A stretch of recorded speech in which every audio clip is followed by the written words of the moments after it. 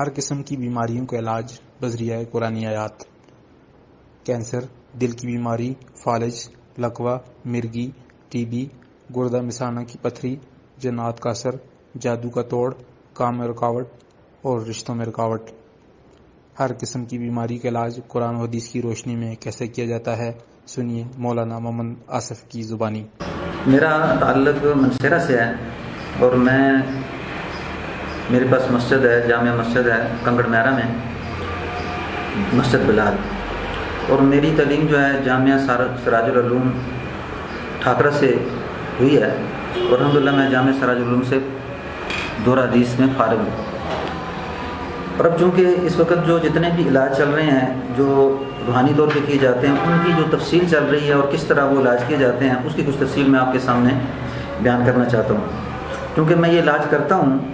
اور لوگوں کو سمجھ نہیں ہے کہ اس علاج کی جو تفصیل ہے وہ کیا ہے، تو اس میں جتنی بیماریاں چل رہی ہیں ان کی وجوہات کیا ہیں، اور میں آپ کو قرآن اور حدیث کی روشنی میں وہ اسٹیپ بتاؤں گا کہ جس سے وہ آپ کے سامنے کھل کے سامنے آئیں گی کہ یہ جو علاج ہے قرآن و حدیث کی روشنی میں کیسے کیا جاتا ہے اور کیوں کیا جاتا ہے۔ اس میں سب سے پہلے جو اسٹیپ چل رہے ہیں کہ 3 قسم کی بیماریاں انسانوں کے اندر چل رہی ہیں جو ظاہری طور پہ نظر نہیں آ رہی، اور اس کا ذکر اللہ نے قرآن میں اور حدیث کے اندر کر دیا ہے۔ اب وہ جو 3 قسم کی جو بیماریاں چل رہی ہیں ان کا ذکر قرآن اور حدیث کی روشنی میں کر دیا ہے، لیکن چونکہ یہ بیماریاں پوشیدہ ہیں اور پوشیدہ ہونے کی وجہ سے لوگوں کی نظر میں سامنے نہیں آ رہی، تو لوگ اس طرف توجہ نہیں کرتے۔ تو اس میں سب سے پہلے جو بیماری چل رہی ہے کہ ایک تو نظر کا مسئلہ چلتا ہے، جو پہلا سٹیپ چلتا ہے، پھر دوسرا سٹیپ جو چلتا ہے وہ جنات کا ہے، اور جنات میں بھی آگے بہت ساری صورتیں چلتی ہیں کہ اسیب کا اثر کیسے ہوتا ہے، سائے کا اثر کیسے ہوتا ہے، اور اس طرح انسان کے وجود کے اندر جن کیسے داخل ہوتا ہے، اور تیسری جو بیماری چلتی ہے وہ ہے جادو، یعنی جادو کی وجہ سے کون کون سی بیماریاں انسان کے وجود میں آتی ہیں۔ اب اس میں سب سے پہلے میں جو اسٹیپ پہ بات کرنا چاہتا ہوں قرآن حدیث کے حوالے سے، وہ ہے جنات کا مسئلہ، کہ جنات کس طرح انسان کے جسم میں داخل ہوتے ہیں اور پھر اس کا علاج کیسے کیا جاتا ہے۔ تو ہم پہلے اس پہ ذرا غور کریں گے کہ بھی جو میں بات کر رہا ہوں وہ کیا قرآن اور حدیث کے اندر موجود ہے کہ نہیں، ہم نے یہ دیکھنا ہے۔ اور جو دیکھنے والے اور سننے والے ہیں، کسی بھی بیماری کو ہم جو اس کی تشخیص کریں گے ہم نے قرآن و حدیث پہ پیش کرنا ہے۔ تو اس میں سب سے پہلے جو بیماری چل رہی ہے کہ جنات کی بیماری، اس سے بیماریاں کون کون سی پیدا ہو رہی ہیں، تو اس کا ذکر میں اب کرتا ہوں کہ حضرت ایوب علیہ السلام جس وقت بیمار ہوئے ہیں تو اس کا ذکر اللہ سبحانہ و تعالیٰ نے قرآن مجید میں کچھ اس طرح کیا ہے کہ وَأَيُّوبَ إِذْ نَادَى رَبَّهُ أَنِّي مَسَّنِي الشَّيْطَانُ بِنُصْبٍ وَعَذَابٍ۔ ترجمہ کیا ہے کہ ایوب علیہ السلام نے پکارا جس وقت کہ مجھے شیطان نے چھوا بنصب وعذاب، اور سخت تکلیف دی۔ اب شیطان کے چھونے سے اب بیماری کون سی پیدا ہو رہی ہے؟ اب ہمارے ذہن میں تو یہ چلتا ہے کہ شیطان انسان کے جسم میں جیسے داخل ہوتا ہے تو داخل ہونے میں انسان کو مجنون کر دیتا ہے، ذہن تو یہ چاہ رہا ہے کہ جسم میں داخل ہو گیا، انسان کے جسم میں جن حاضر ہو گیا، اب یہ سمجھتے ہیں کہ بس انسان کے جسم میں جن داخل ہو گیا۔ لیکن یہاں پہ جو الفاظ چل رہے ہیں کہ ایوب علیہ السلام فرماتے ہیں کہ مجھے شیطان نے چھوا اور سخت تکلیف دی۔ آگے حکم آتا ہے ارکز برجلی کا حاض مختصر بارت میں شراب، آپ اپنا پاؤں زمین پہ مارو، اس سے پانی ابلے گا، اس کو پیو، اس سے نہاؤ، آپ کے اندر کی بیماری اور باہر کی بیماری دور ہو جائے گی۔ اب جو شیطان کا مس ہوا ایوب علیہ السلام پہ جو الفاظ چل رہے ہیں تو اس سے بیماری کون سی پیدا ہوئی ہے؟ اب تفسیر کے اندر، یعنی یہ تفسیر ابن کثیر کے اندر اور اس طرح معارف القرآن کے اندر جو وضاحت اس کی آ رہی ہے، فرماتے ہیں کہ شیطان کے مس سے جو آپ کو بیماری پیدا ہوئی وہ جذام کی بیماری پیدا ہوئی ہے، اور جذام کی بیماری میں جو علاج چلتا ہے اور اس کی جو تکلیف ہوتی ہے وہ اس طرح کچھ ہو رہی ہے کہ جذام کی بیماری پیدا ہونے سے انسان کا جسم گلنا شروع ہو جاتا ہے، یعنی اس قدر گلتا ہے کہ اوپر سے اس کا گوشت علیحدہ ہو جاتا ہے، پوری کنسیوں کی شکل میں سامنے ہوتا ہے، یعنی جس کو ہم یہ کہیں گے کہ پورا جسم اوپر سے گل گیا، یا کوڑ کی بیماری میں ہم اس طرح کہہ سکتے ہیں، یعنی جذام اس طرح کا مرض ہے۔ اب یہ جو شیطان کا مس ہے اس سے آج کے دور میں بیماریاں کون کون سی چل رہی ہیں۔ اب جو جذام کی بیماری پیدا ہو رہی ہے تو یہ جسم گل رہا ہے، تو گلنے کی جو نوعیت ہے وہ اب کینسر کی بیماری بھی چل رہی ہے۔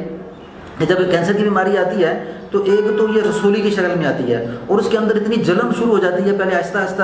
کہ پہلے تو اتنی جلن نہیں ہوتی لیکن آہستہ آہستہ وہ جلن پیدا ہوتی ہے، اس قدر جلن ہوتی ہے کہ پھر وہ مریض اس کو برداشت نہیں کر سکتا، اس کے جسم میں یعنی کہ تپش شروع ہو جاتی ہے۔ اب اس کا علاج اگر قرآنی نہیں کیا جائے گا تو یہ جو کینسر کی بیماری چل رہی ہے بالکل جذام کی ہو مل رہی ہے۔ تو اب جذام کی جو بیماری میں علاج کیا جا رہا ہے تو وہاں پہ جو حکم ہوا ہے کہ آپ پاؤں ماریں زمین پہ، اس سے پانی ابلے گا، اس کو پی لیجئے، اس سے نہا لیجئے۔ اب چونکہ یہ قرآن معجزہ ہے تو انہوں نے پاؤں زمین پہ مارا تو زمین کے پاؤں مارنے کے اوپر پانی جو ابلا تو انہوں نے اس کو پیا بھی ہے اور پھر اس سے آپ نے غسل بھی کیا ہے۔ اب یہ جو کینسر کی بیماری چل رہی ہے، اس طرح جتنی موذی بیماری جو مطلب کہ اس کا رسولی وغیرہ ہے، تو اب اس کا علاج جو قرآنی کیا جاتا ہے وہ اسی طرح کیا جاتا ہے کہ جس طرح قرآن کی آیتیں پڑھ کے دم کرنا، کیونکہ قرآن معجزہ ہے، تو اگر میں اور آپ زمین پہ پاؤں مارتے تو پانی تو نہیں نکلے گا، تو وہ نبی تھے، نبی کا معجزہ تھا، اب قرآن معجزہ ہے۔ اب یہ جو بیماری اس کی جو تشخیص چل رہی ہے تو جزام کی بیماری ایوب علیہ السلام پہ ہوئی ہے، تو اس طرح کینسر کی بیماری، اس سے جتنی موذی بیماری چل رہی ہیں وہ ساری اس کے اندر داخل ہیں۔ تو اب اس کا علاج، چونکہ اللہ نے خود بتا دیا کہ شیطان کے مس سے بیماری پیدا ہوتی ہے، اب اگر آپ اس کے اندر ڈاکٹروں کے ٹیکے وغیرہ استعمال کرتے ہیں یا اسی طرح دوائیں وغیرہ استعمال کرتے ہیں تو اس چیز کے اندر اثر نہیں کرتی، تو اس کر کے اس کا قرآنی علاج کرانا بہت ضروری ہے تاکہ مریض اس بیماری سے نجات پائے۔ اور یہ یاد رکھیں کہ جتنا بھی یہ کینسر کا مرض ہے یا جزام کا مرض ہے، اس کا قرآنی علاج کرانے کے بغیر انسان کو فاقہ بہت مشکل ہوتا ہے، اللہ ماشاء اللہ، لیکن جتنا مفید قرآنی علاج سے ہوتا ہے اتنا ڈاکٹروں کی دوائی وغیرہ سے نہیں ہوتا۔ ایک تو یہ اسٹیپ چل رہا ہے۔ اب اس کے آگے 3 چیزیں چلتی ہیں جنات کے اندر، ایک سیب کا اثر چلتا ہے، اسی طرح سائے کا اثر چلتا ہے، اور پھر ایک انسان کے جسم کے اندر جن کا داخل ہو جانا، یہ 3 چیزیں اور چلتی ہیں۔ اب اس کے بعد دوسرا اسٹیپ جو چلتا ہے کہ نظر کا لگنا، کہ نظر انسان کے اوپر لگتی کس وقت ہے اور پھر نظر سے کیا تبدیلی پیدا ہوتی ہے۔ تو اس کا مشہور واقعہ حضرت سہل بن حنیف رضی اللہ تعالیٰ عنہ کا آتا ہے بخاری شریف کے اندر اور مسلم شریف کے اندر بھی یہ واقعہ آیا ہوا ہے کہ سہل بن حنیف رضی اللہ تعالیٰ عنہ غسل کر کے باہر نکلے تو عامر بن ربیعہ وہاں سے گزرے، تو انہوں نے کہا کہ تمہارا جسم تو بہت خوبصورت ہے۔ اب یہ الفاظ کہنے کے ساتھ ہی وہ نیچے گرے ہیں، اور جیسے نیچے گرے اور سخت قسم کو بخار شروع ہو گیا، تو صحابہ کرام وسلم کے پاس آئے، پوچھا اللہ کے نبی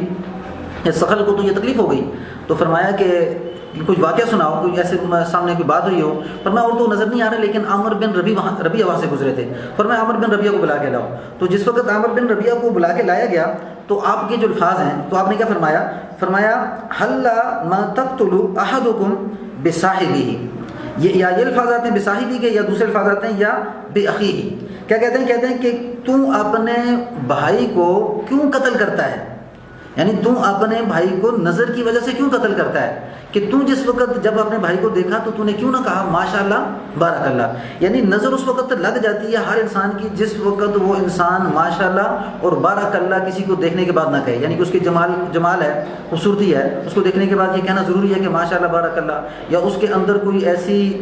خوبی ہے کہ جو کمال ہے اس کے اندر، تو کمال دیکھ کے کیا کہے ماشاءاللہ بارک اللہ۔ تو چونکہ آج لوگ اکثریت کے ساتھ دین سے غافل ہیں تو نہ تو ماشاءاللہ کوئی کہتا ہے نہ کوئی بارک اللہ کہتا ہے، تو یکدم پھر انہوں نے نظر انسان پہ اٹیک کرتی ہے۔ تو یہ عامر بن ربیعہ کی جو نظر لگی تو پھر آپ نے فرمایا کہ تو کیوں اپنے بھائی کو قتل کرتا ہے، ایک تو یہ الفاظ ہیں، پھر آپ نے فرمایا العین حق لو کان سابق القدر لسبقت العین، یعنی الفاظ کیا ہیں کہ نظر حق ہے، اگر کوئی تقدیر پہ غالب آنے والی چیز ہوتی تو وہ نظر ہوتی، یعنی اگر تقدیر پہ غالب آنے والی چیز ہوتی تو وہ نظر ہوتی۔ تو اب یہاں پہ نظر کی وجہ سے ایک بیماری کا رخ سامنے آ رہا ہے، پھر آپ صلی اللہ علیہ وسلم نے اس کا علاج بھی ظاہر کیا کہ عامر بن ربیعہ سے فرمایا کہ آپ ایسا کرو وضو کرو، تو وضو کا پانی آپ صلی اللہ علیہ وسلم کو لا کے دیا گیا، تو آپ نے عامر بن ربیعہ کی وہ جو وضو کا پانی تھا سہل بن حنیف کے یہاں سے اوپر سے اڑیلا، یعنی کمر کے کندھوں کے اوپر سے، تو جیسے ہی آپ نے وہ پانی اڑیلا تو سہل بن حنیف فوراً اٹھ کے کھڑے ہو گئے۔ اب یعنی دوسری چیز چلتی ہے نظر کی وجہ سے کیا ہوتا ہے کہ انسان کے جسم میں بیماری پیدا ہوتی ہے۔ اب تیسری چیز چلتی ہے جادو کا اثر، تو جیسے حضور صلی اللہ علیہ وسلم کے اوپر جب جادو کا اثر ہوا تو آپ صلی اللہ علیہ وسلم، یہ بھی بخاری شریف کے اندر حدیث چل رہی ہے اور مسلم شریف کے اندر یہ حدیث چل رہی ہے کہ حضور صلی اللہ علیہ وسلم تقریباً 6 مہینے تک اس بیماری کے اندر مبتلا رہے، اور آپ روز رات کو دعا کرتے تھے کہ اے اللہ مجھے کیا ہو گیا کہ مجھے سمجھ میں نہیں آتا، تو یعنی 6 مہینے کے بعد اللہ نے پھر اس بیماری کو ظاہر کیا۔ آپ نے رات کو خواب دیکھی کہ جس میں ایک دو فرشتے انسانی شکل میں آئے، ایک پاؤں کی طرف کھڑا ہو گیا اور دوسرا سہانے کی طرف، تو ایک نے سوال کیا، فرمایا کہ اس نبی کو کیا ہوا؟ فرمایا کہ اس نبی پہ جادو کیا گیا ہے۔ فرمایا کس نے کیا؟ پھر فرمایا کہ لبید بن عاصم نے کیا۔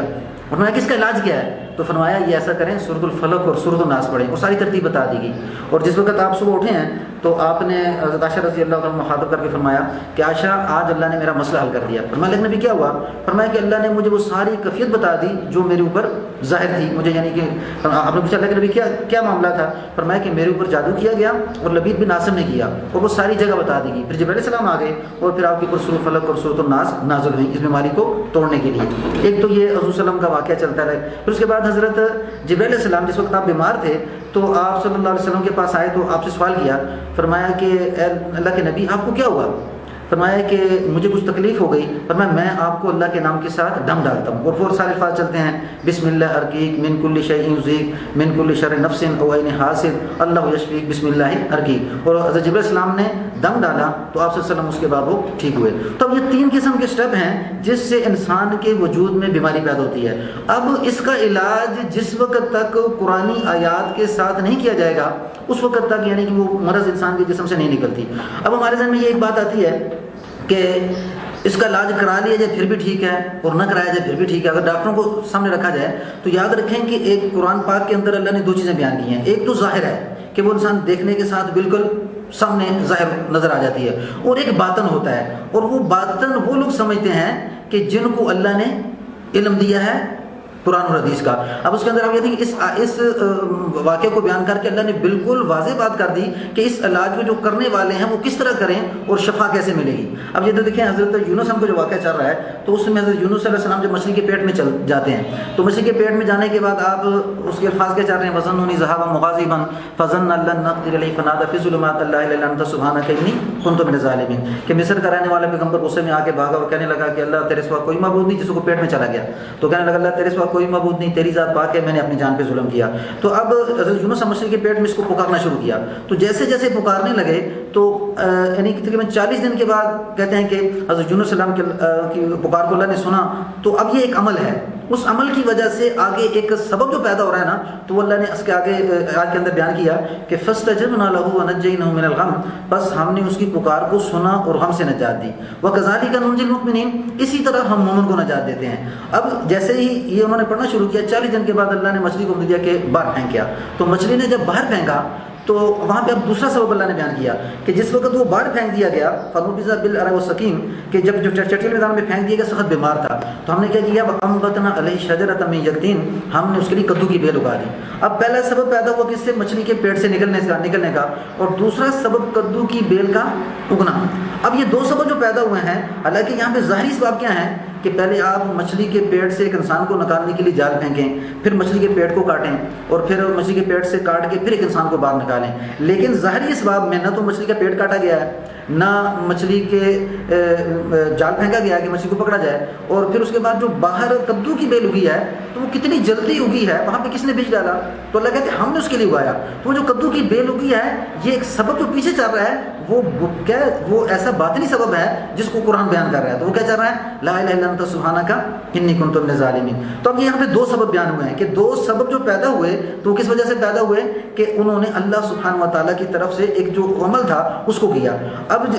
ہم کہتے ہیں کہ جی ٹھیک ہے اگر اس عمل کو کر لیا جائے پھر بھی ٹھیک ہے، نہ کیا جائے پھر بھی ٹھیک ہے، تو لیکن اللہ نے وہاں پہ دوسری جگہ پہ پیغمبر کو ایک بات تنبیہ کے طور پہ بتائی اور پوری انسانیت کو یہ بتائی کہ اگر تم اس چیز کو اپناؤ گے نہیں تو نتیجہ کیا نکلے گا، وہ بھی اللہ نے بیان کر دیا۔ تو آج کیا چلتی ہے، فلولا انه كان مسبحين للبث في بطنه الى يوم يبعثون، اگر یونس علیہ السلام اس تسبیح کو نہ پڑھتے تو للبث في بطنه الى يوم يبعثون، اس کو قیامت کے دن تک مچھلی کے پیٹ میں رکھتے۔ اب یہاں پہ یہ بتایا جا رہا ہے کہ اگر انسان کا رخ اس طرف نہیں ہوگا اور وہ ظاہری اسباب میں پھنس جائے گا تو نتیجہ کیا نکلے گا، اللہ کی مدد اور اللہ کی نصرت نہیں آئے گی۔ تو اب یہ تقریباً میں نے مختصر طور پہ بیان کرنے کی کوشش کی ہے جو اسٹیپ جو ہیں انسانیت کے لیے بہت ضروری ہیں۔ تو اس میں سب سے پہلے کہ اب